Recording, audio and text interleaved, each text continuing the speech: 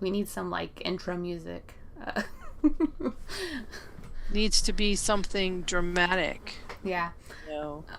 Matt the other day he sang some kind of little song like do do do do Marvel Cilsey's Marvel Comic Book Club do do do. I'm like, I need you to record that and then I'm gonna play it, but he didn't. But Oh. I was like, please do that, please, please. Please.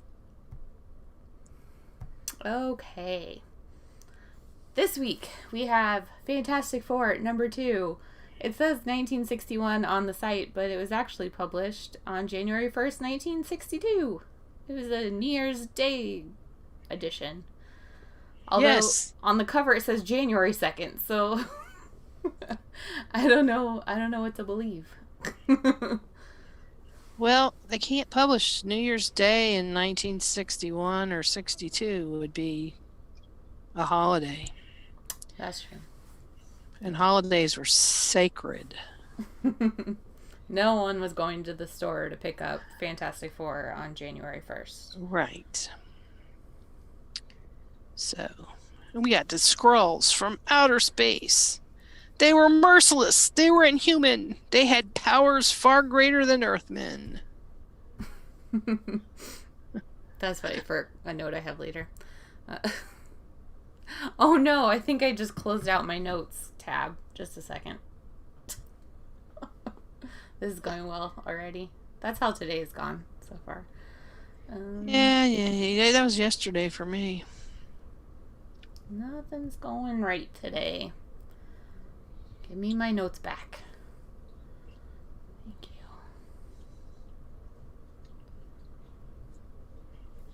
So one of the things I found interesting is that the Thing doesn't change, is always the Thing. Mm-hmm. He doesn't change back and forth. Like the woman, she goes back and forth between being invisible and being a normal person, and the Torch goes back and forth between being Johnny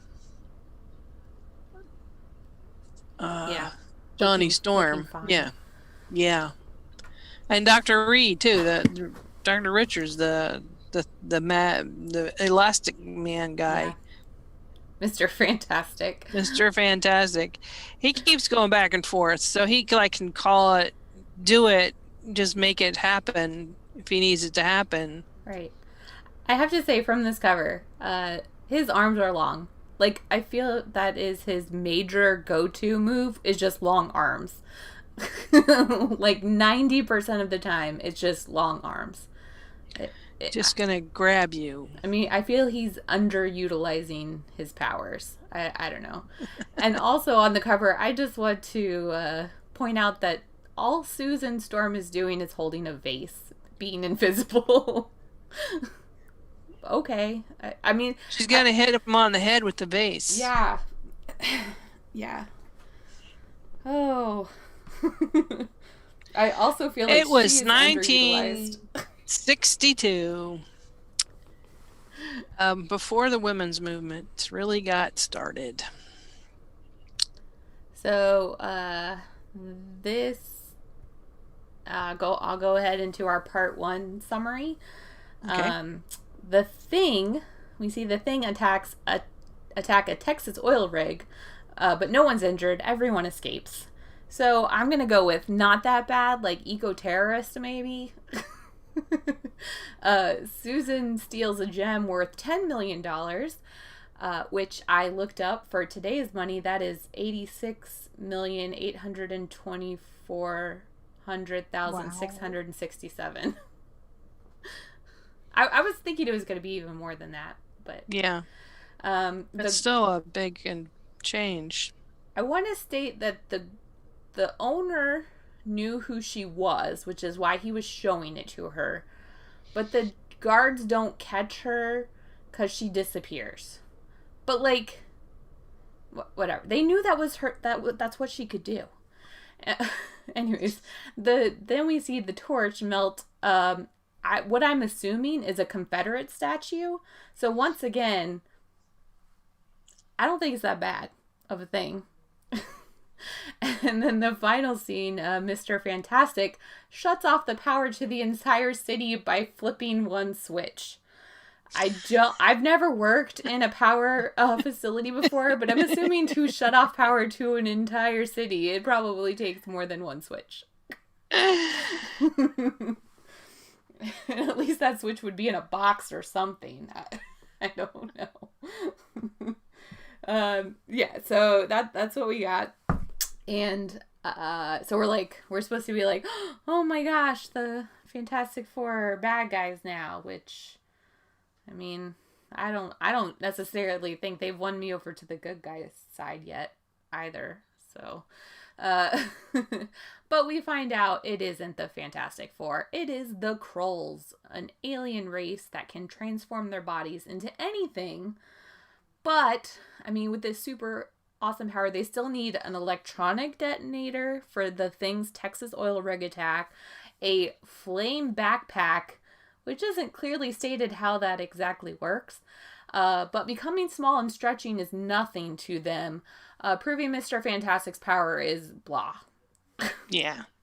So, like, all four of these could be Mr. Fantastic immediately without anything else. And with this act, they just turned everybody against the Fantastic Four, turned away declared public enemies. Yeah, yes. Right. Yeah. So immediately they're cast as the bad guys. Everybody hates them. The Skrulls did this so they could start their alien invasion from the mothership that is above the Earth's atmosphere right now. And then we cut to the actual four who are hiding out in a cabin in the woods. A really nice cabin. It looks like, I'm assuming they're like independently wealthy. Yeah, someone's independently wealthy probably here. Dr. Reed. Yeah. And you know, they know that they're being hunted, and we get to hear the Thing bitch about his appearance for too many panels. I feel like already we're in number 2 and I'm sick of it. Till Reed gives him a big stretchy hug. Reed takes responsibility for the Thing acting like a baby since it was his mission that caused him to become the Thing. And the Torch is like, whatever, we should like actually probably focus on these people that are, you know, hunting us. Right. And see, he's the only one who can't change back to his normal form. Yeah. So it's like, well, how did that? The other guys got exposed at the same time, so why is he different? Yeah. And that makes sense. I understand that he would be upset about looking like a rock monster and not a human. But like at some point, you just gotta accept it and move on. Yeah. He should have gotten to the acceptance stage by now. Right. I mean, technically, so we're assuming we've only seen them do one thing, but we're assuming that they're well known in the city, at least a city, maybe the world, as superheroes. So it's like, you're a superhero. Yeah, you don't look great, but suck it up. I don't know. Maybe that's too harsh. But he gets on my nerves a whole lot. The one thing that kind of bothered me, that it's a marble statue and it melts. And I'm pretty sure marble does not melt. I'm pretty sure that marble doesn't melt, but I could be wrong, but I'm pretty sure it doesn't. I'm going to go it probably doesn't melt. And my problem with the Human Torch from the first one we read, which isn't this Human Torch, but same premise, is that he could melt all the steel everywhere, and everyone's like, oh, he can't melt the steel, and it's like, it depends on how hot he is, but like, if I feel like if there's a substance on Earth, it's just, okay, I guess he can be hot enough to melt it. Right. And they blew up an oil rig, but there was no oil spill. That's talent, man. Yeah. I'm telling you. Successful, which is why I think it was like an eco-terrorist move, since they didn't harm the environment or hurt anybody. I'm on the Skrull side so far. I think it's called Skrulls. Skrulls. I keep calling them Skrulls. I don't know why. You saw it in a movie somewhere. Probably. Skrulls makes more sense. Yeah. I'm probably gonna keep making that mistake because I've already made it like 6 times in my notes. So you'll just have to keep correcting me. So part 2, called Prisoner of the Skrulls, which that title for part 2 I don't think really makes any sense. But anyways, the once again overly equipped military shows up to the cabin hideaway, which you'd think maybe they'd have a better hiding place. I don't know. And also, he's a scientist with a lot of equipment that seems to be able to like monitor everything. So whatever, I'm getting too much into it. Anyways, they show up, and the 4 immediately turn themselves over, saying they won't fight the military. And I just want to say real quick that one of the military guys has an A on his soldier's uniform, and I don't know a lot about the Marvel universe, but that A to me looks like maybe it's an Avengers A or a Captain America A. Or could be. It just looks very, very symbolic. And I also don't know why he would have an A on his uniform. However, it could be airborne. I would have to go look it up. But I think the airborne had an A or I just thought it stylized was A. very iconic looking A. Yeah, it doesn't look like that so much, but that's what I look at that and I think airborne. Or it could be Army, though I don't know if they'd put an A. The Army's usually they would put an A on. Yeah, I don't know. Anyways, so they say they won't fight them. They're like, we're not going to fight the entire military.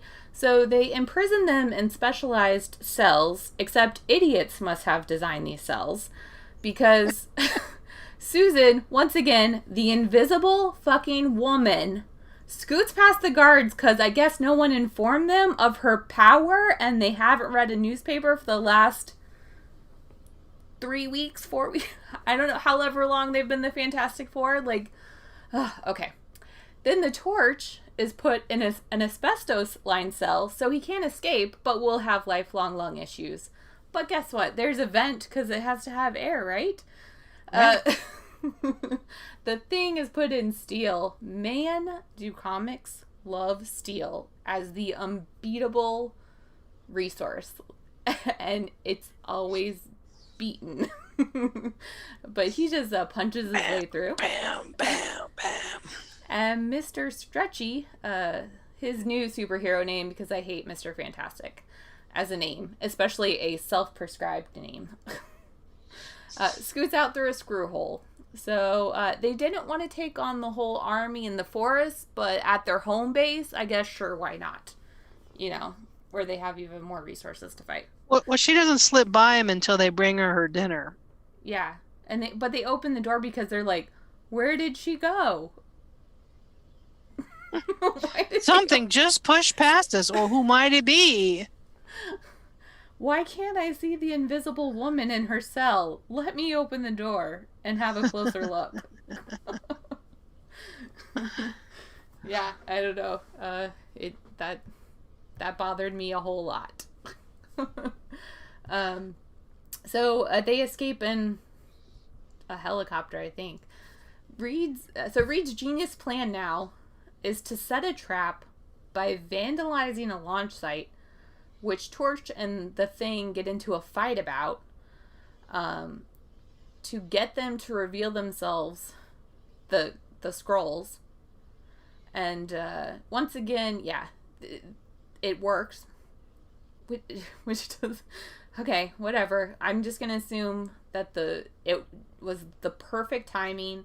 That the plot is a little simple, but you got to remember we're telling this story in 26 pages. I know. So I'm going to add to this story. Skrull number 4, who represents the Torch, decided to go out to get some hamburgers, and it was purely by luck that the Torch was the one who went to vandalize the site and got picked up when the other guy didn't show up with the hamburgers and they saw it on the news. So I just added my own thing to make it somewhat believable. And so it works, and they take them back. They take Johnny back to their secret hideout, And Johnny reveals himself as not the fourth Skrull and calls the Fantastic Four with a flare gun. So I guess the whole team got flare guns. They all just carry them around with them at all times. And yeah, the flare gun's not going to melt in his pocket when he turns into a Human Torch. Definitely not. It's probably made out of asbestos again. Yes. So while Johnny captures the three that are there, the fourth shows up with the hamburgers and puts on his flame backpack and collides with the torch, which puts his flame out. And one of the Skrulls states that he won't be able to flame again for a few minutes. So this is now canon for Fantastic Four that whenever the torch's flame goes out, he has to like recharge for a few minutes. I'm just taking it as is. That's what they said. So unless I hear differently, that's what it is. Okay. This is when the Thing bursts through another property damage wall and punches the crap out of one of them. Mr. Stretchy stretches his arm through the window. Oh no, he used his arms again. Oh my god. To save the torch from getting shot. And the Invisible Woman trips one of them invisibly. And I have to say, so far, her use of her powers is terrible. She could probably have also done that if she wasn't invisible. She could have just tripped him as he ran past her. It was 1961. This is why we marched on Washington. She needs to expand her horizons a little bit about what her ability is. Yeah, pretty much, yeah. So, Mr. Fantastic wants to know the plan, and the Thing goes all Hulk smash and gets another Stretchy hug, which at this point, I think he's specifically getting angry and going all smashy just to get Stretchy hugs from Mr. Fantastic. Like, he's feeling like he needs a human connection. This is the only way he can get hugged. And the Skrulls are terrified they'll be murdered by Mr. Anger Management Problem Man, so they spill their invasion plan. Reed says they'll pretend to be the Skrulls and infiltrate the mothership, and which they do, and scared them with clippings of monsters from a comic book. That this was the Earth's defense system. Giant ants and spiky things and monster things. Because, whatever, okay. I like that their return ship is disguised as like a water tower. Yeah. Yeah. And so they're like, oh my gosh, I can't believe we didn't know about this since, we've been researching the Earth for however long and found out about you, but we don't know about comic books.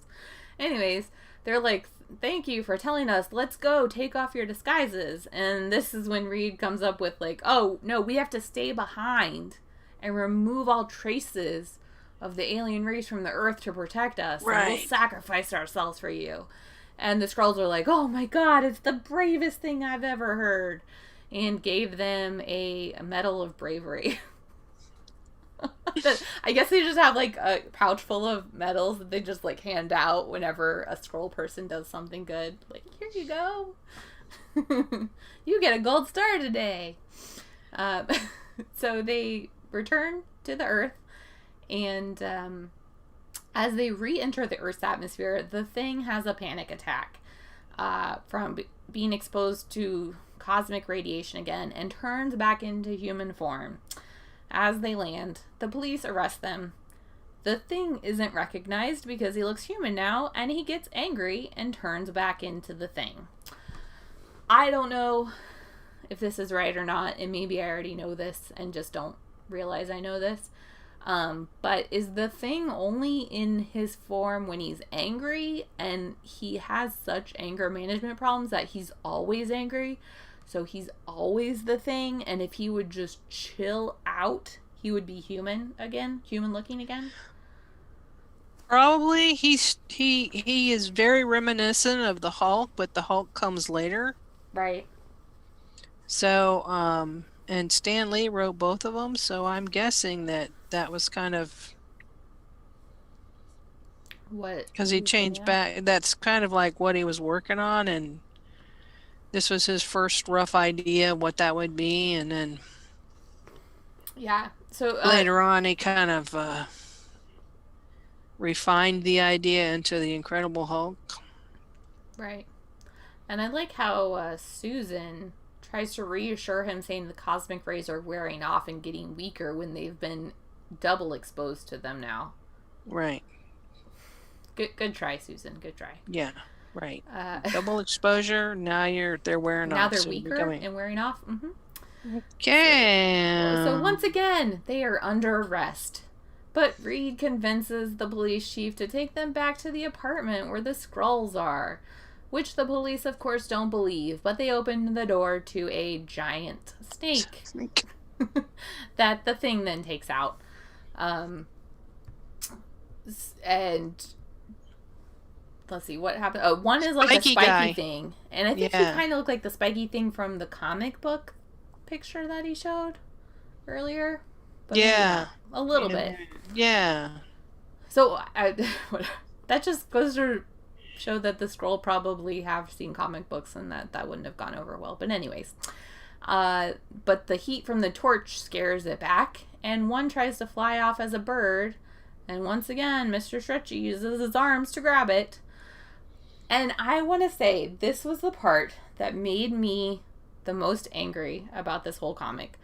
Was that Reed just mentions, he says that the fourth one is on his way to another galaxy with the rest of his invasion fleet. What the hell? There are so many things wrong with this. Number one, the fourth one was tied up with the other three. So if they're all tied up, they'd still be together. Right. How'd the fourth one get there? Yeah. Why didn't they send him back? Right, well, because they lied to them. See, this is number two. Number two, they lied to them pretending to be Skrulls to scare them away from Earth forever, pretty much. And so if they sent one of them back, that guy would be like, hey, Reed just told you a bunch of bullshit. It's safe. Let's invade now. So 2 reasons why that doesn't make any sense.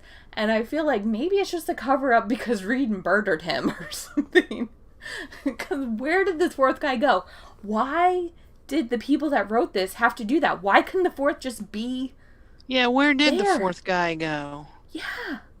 None of it makes sense. Just, I'm going to assume that Reed straight up murdered this one and, like, hid the body in the closet. And he's like, oh, yeah, there's only 3 now. The other guy just ran away. Because otherwise it doesn't make any sense at all. You wouldn't send him back because then your lies would be exposed. Yeah, if you go back to page 17 where there are 4 heads there where they're all tied up. Yeah. I had to go back and check. No, you're right. I reread it 3 times trying to figure out where this fourth dude went. Because he's not mentioned until Reed says that offhanded statement. Which makes no sense. And would contradict everything he's done up to this point.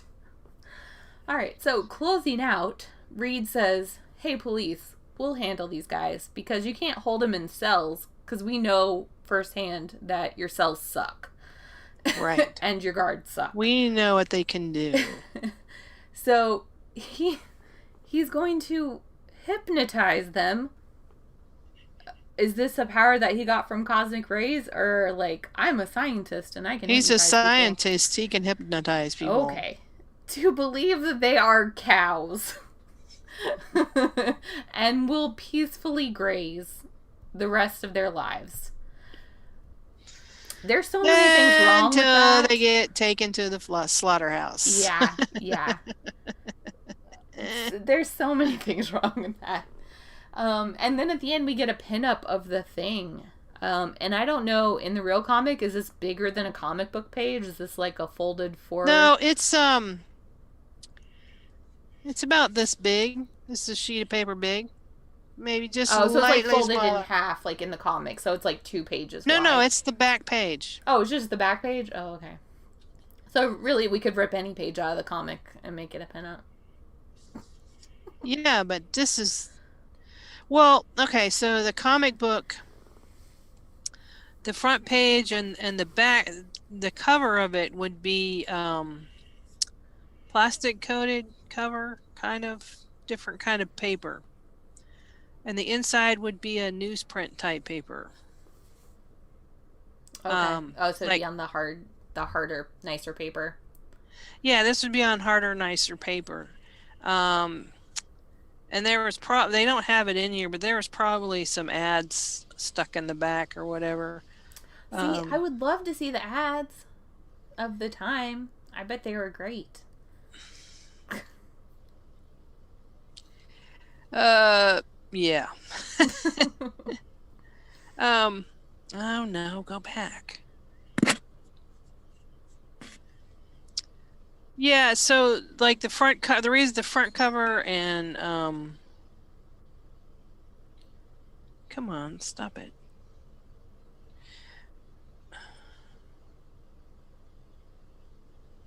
The reason The front cover, the like you saw the title page. Right. It looks a little bit different. I don't know if you can tell. It looks a little bit different. And then the thing, the pinup cover, that would have been on the back page. So, you know, if the cover is like this and it's folded. Yeah, it's like cardstock. So this front cover, yeah, and this is back. Yeah, and then the inside would be printed on like newsprint, and. Right. So, what'd you think of this issue number 2? It was pretty lame. I mean, it's just a very simple plot, and it's got some plot holes, like, you know, they blew up an oil rig, but that didn't cause any, you know, didn't spew oil all out of the place, and but it again it's a different time. You cannot, if you produce this comic book today as a if you submitted this as a story today, it would get rejected because it's like, yeah, that's just too fantastic. The Skrulls coming from outer space and this little tiny, you know, it's like, that's not believable. The Skrulls are not believable now. They were believable back in 1961 because we didn't know what was out in outer space. Martians were believable out in the 1960s because there was a TV show called My Favorite Martian. I don't know if you've ever seen it. Yeah. So the idea of Martians coming to the Earth and visiting, that was believable in the 1960s. It's not as believable now because we know more about the cosmos. We know more about, you know, what's going on out there. I'm pretty sure the Skrulls are in the Captain... What the heck's her name? Captain Marvel movie. I think these are the same Skrulls. Did you see that movie? I did. I don't remember if I saw... I don't remember the Skrulls being in it, but they may have been.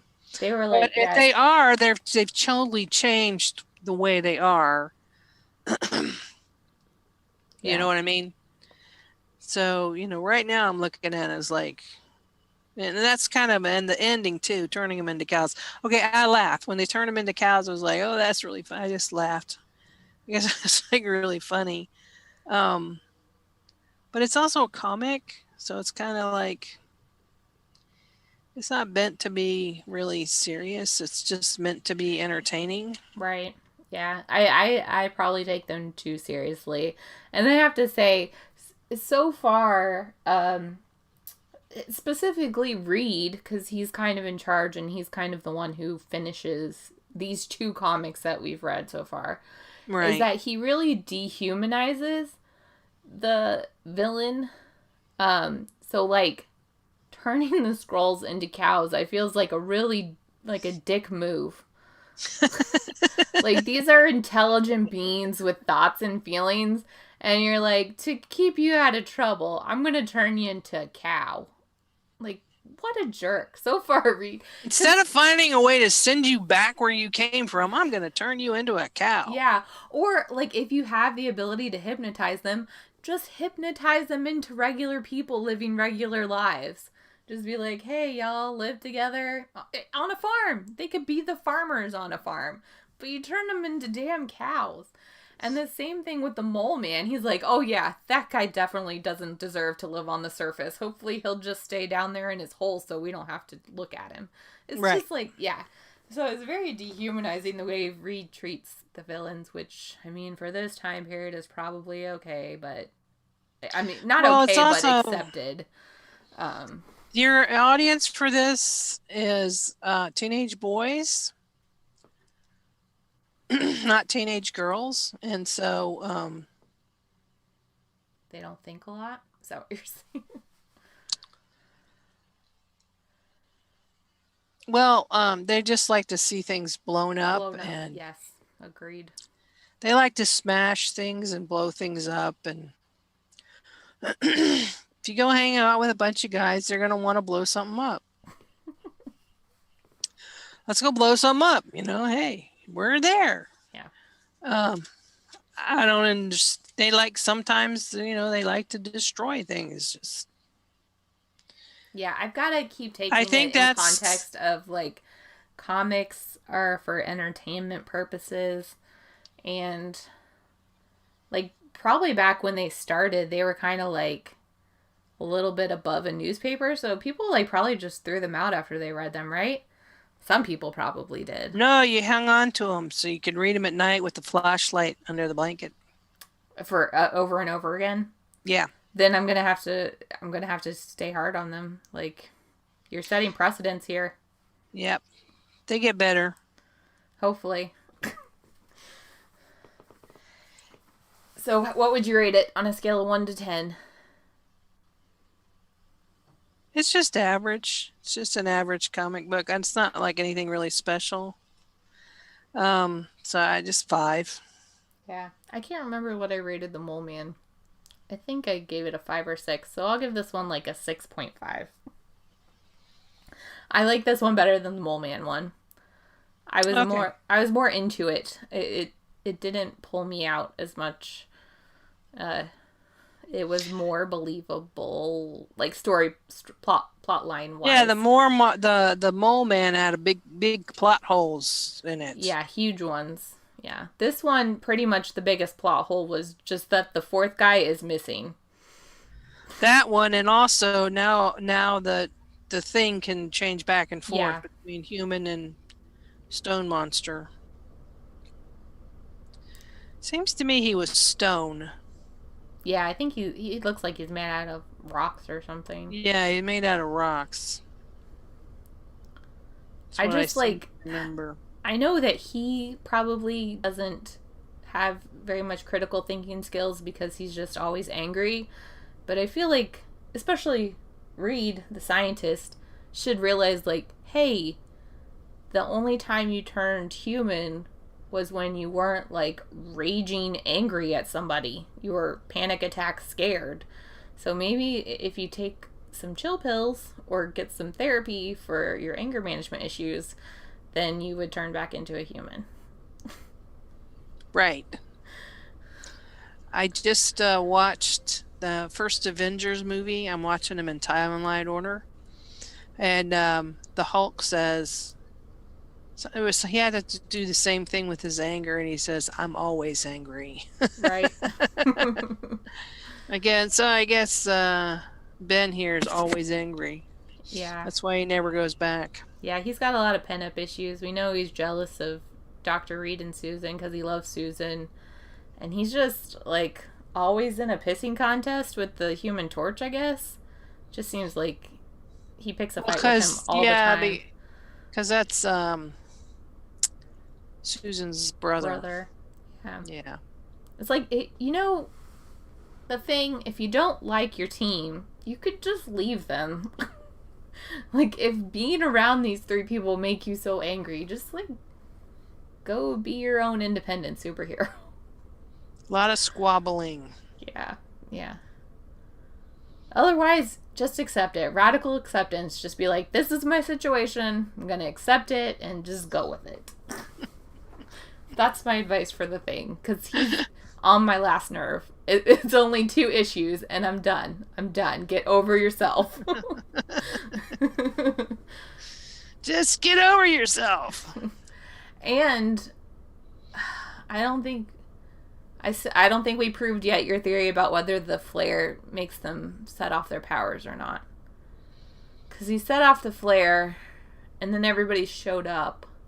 But he was also, like, flaming then, so I'm just trying to figure out if this flare is, like, supernatural or super powery versus just, like, they're shooting some flare gun from the back of a boat into the sky.